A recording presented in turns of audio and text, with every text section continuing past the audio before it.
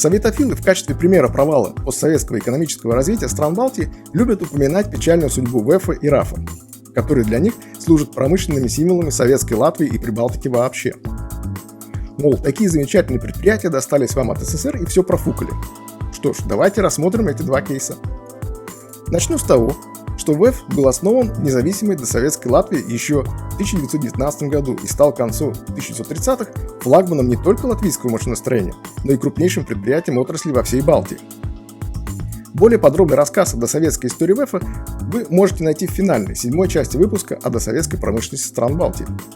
Сейчас скажу только, что СССР, захватив в 1940 году Латвию, среди прочего, получил и передовое предприятие по производству электро- и радиотехники, высокий технологический уровень которого был отмечен в акте Советской приемной комиссии.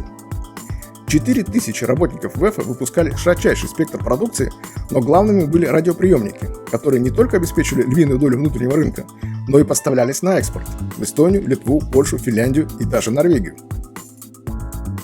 Восстановившая независимость Латвия получила на выходе совсем другое предприятие. Оно было гораздо крупнее, но технологически отсталое, ни о каком экспорте и речи не было.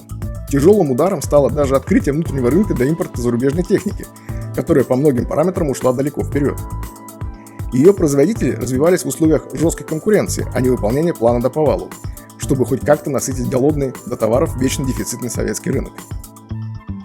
Впрочем, смерть наступила далеко не сразу.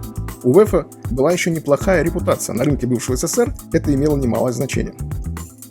В теории можно было использовать это время на необходимые преобразования, чтобы выйти на новый уровень.